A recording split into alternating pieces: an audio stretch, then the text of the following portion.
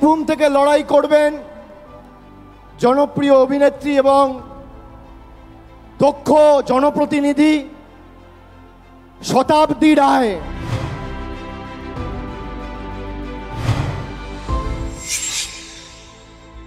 TV9 বাংলার বিশেষ অনুষ্ঠান বলুন সাংসদে আজকে আমাদের সঙ্গে রয়েছেন বীরভূমের 3 বারের সাংসদ শতাব্দী রায়।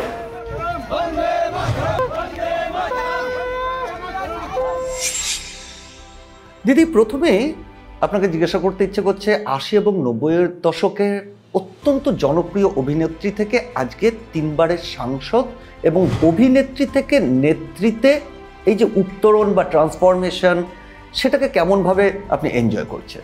ভালো, এই জন্যে ভালো যে অভিনেত্রী হিসেবে যে মানুষরা ভালোবাসা দিয়েছিল সেই ভালোবাসাই ওরা কনভার্ট করেছে সাংসদ হিসেবে। আমি নেতৃত্ব থেকে সাংসদটা বেশি স্বচ্ছন্দ্য বোধ করি, কারণ আমি মনে করি যে রাজনৈতিক নেতৃত্ব থেকে সাংসদ হিসেবে আমার পক্ষে কাজ করা অনেক সহজ এবং ভালো লাগা।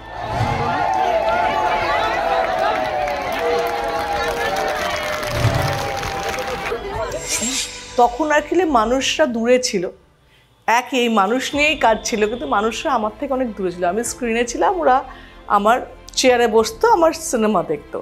এখন যেটা হয়েছে যে আমার সঙ্গে মানুষের ডাইরেক্ট কথা হওয়া, ডাইরেক্ট যোগাযোগ হওয়া, ডাইরেক্ট দেখা হওয়া হয়েছে। এই যে চেঞ্জটা, এটাই ভালো এবং অনেক বেশি কাজ করা যাচ্ছে। শুধু অভিনেত্রী হিসেবে হলে মানুষের ওই কাজগুলো যেগুলো করা যায় না, সেগুলো সাংসদ হলে করা যায়।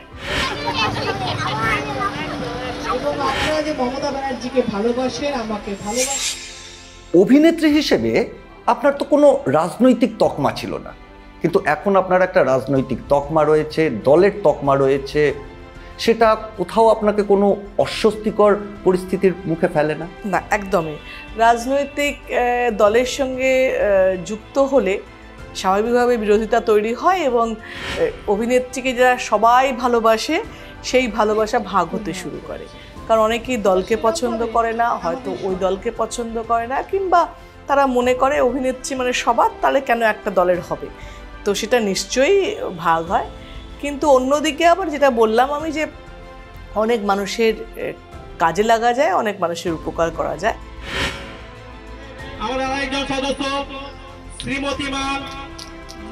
ভক্তদের ভাগ তো হয়ে যায়, ভক্তদের ভালো লাগা ভাগ হয়। এখন অনেকেই বলে, লিখে, ফিরে আসুন, সিনেমা করুন, কেন রাজনীতি করছেন। এটা মানুষের ভালোবাসা, আবদার।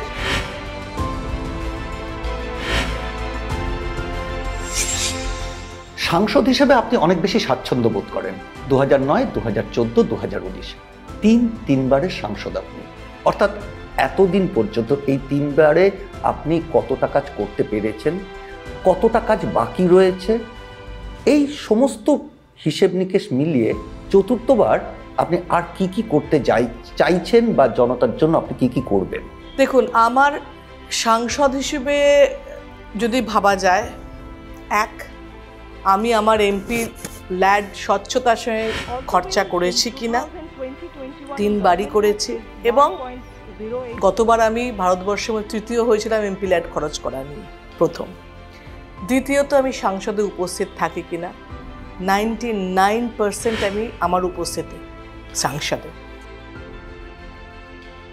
সংসদে আমি আমার এলাকা নিয়ে বলেছি কিনা, আমি বিল নিয়ে বলেছি কিনা, সেগুলো আমি বলেছি। আমি আমার বীরভূম কনস্টিটিউয়েন্সিতে আসি কিনা, মানুষ আমায় দেখতে পায় কিনা, সবার সব সমস্যার সমাধান না করতে পারলেও আমি তাদের পাশে থাকি কিনা, এগুলো যদি এইগুলো একটা সাংসদের মূল ভিত্তি হয়, তো আমি বলবো সেগুলো আমি করেছি।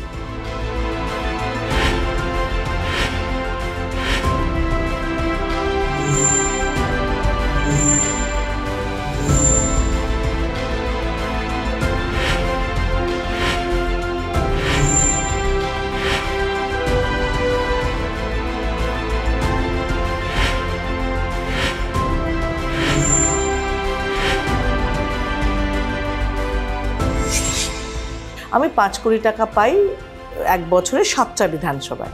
যদি আপনি হিসেব করেন তাহলে 70 লাখ করেও যদি একটা বিধানসভায় হয়, আর আপনি গিয়ে প্রয়োজন দেখবেন, রাস্তা দেখবেন, কত রাস্তা দরকার, কত ব্রিজ দরকার, যে ব্রিজগুলোর 50 কোটি টাকা খরচা করতে হবে, 100 কোটি টাকা খরচা করতে হবে, সেটা তো সংসদ করতে পারবে না। তো তার ফলে কিন্তু বাকি কাজগুলো করেছি কিনা, কতগুলো করেছি তার সংখ্যা যদি বেশি হয়, কতগুলো করা যায়নি তার সংখ্যা যদি কম হয়, তাহলে ভালো কাজ মর্যাদা দেওয়া উচিত। বক্রেশ্বরের যে অবস্থা উন্নয়নে, যেমন লাইট লাগিয়েছে, লাইট চলে না। তারপরে যেসব পত্রিকালয় আছে, পত্রিকালয় তো জঙ্গলে ভর্তি, ঠিক আছে। শ্মশানের অবস্থা খুব শোচনীয়, শ্মশানে তো দাঁড়াবার জায়গা তো না, বর্ষাকালে দুর্গন্ধে ভর্তি থাকে। কি যে কাজ হচ্ছে, এটা তো তৃণমূলের নেতাদের পকেটে সব উন্নয়নের টাকা ঢুকছে। আরে সাংসদকে তো কেবলমাত্র এই বীরভূমবাসী ভোটের সময় দেখতে পাই, বা আমরা ভোটের সময় দেখতে পাই, তাছাড়া তো দেখতে পাওয়া যায় না। আর কোথায় তার রাস্তাঘাট, কোথায় কি তা সে চিনে না। ড্রাইভাররা রাস্তাঘাট দেখিয়ে ঘুরিয়ে তাকে রাস্তাঘাট চিনিয়ে দেয়। কদিনই আগে আপনারা দেখেছেন আপনার জাল করে তাদের ডিপিআর বানিয়েছে এবং তার উপরে টাকা তোলার চেষ্টা করেছিল, যাই হোক সেটা আটকে গেছে। সাংসদের এই তো অবস্থা। সংসদ তো কোনো উন্নয়নই করে নাই, শুধু উন্নয়ন হয়েছে শুধু তৃণমূলের নেতাদের। না, ওনার কাছ থেকে কোনো আশা করা যায় না, কারণ যে কমিটি আছে সে কমিটির সাধারণ মানুষের উন্নয়ন কি করে হবে? উন্নয়ন যে ওই কমিটির চোরেরা আছে, সেই চোরেদের উন্নয়নটা হয়েছে। প্রধানমন্ত্রীর বাড়ি পেয়েছে একমাত্র তৃণমূলের দুষ্কৃতীরা এবং তৃণমূলের দালালরা, এবং যদি সাধারণ মানুষ দু একটা পেয়েছে তাদেরকেও কাটমারি দিতে হয়েছে তৃণমূল নেতাদের, দুষ্কৃতীদের কাছে।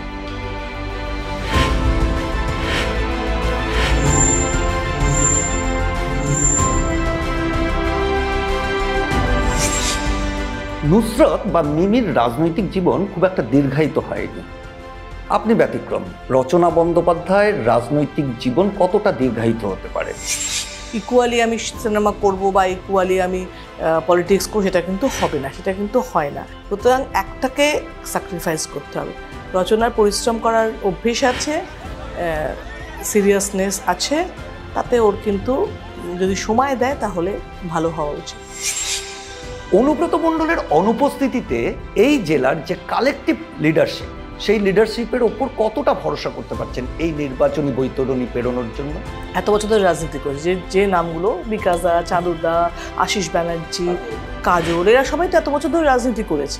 সুতরাং তারাও তো একটা জায়গায় ছিল, হয়তো বা লিডারশিপ দিয়েছে কৃষ্ণদা, তাদের সবাইকে নিয়ে দিয়েছে, পুরোপুরি ভরসা আছে তারা ইলেকশনটা ভালো করে করবে। রানা আছে। কতটা মার্জিন আশা করছেন? বাড়বে, মানে এক্স্যাক্টলি মার্জিন তো বলা কঠিন, কিন্তু আমি এই জন্যই বলছি 2009 থেকে 14 বেড়েছিল, 14 থেকে 19-এ বেড়েছিল, 19 থেকে 24-এ বাড়বে।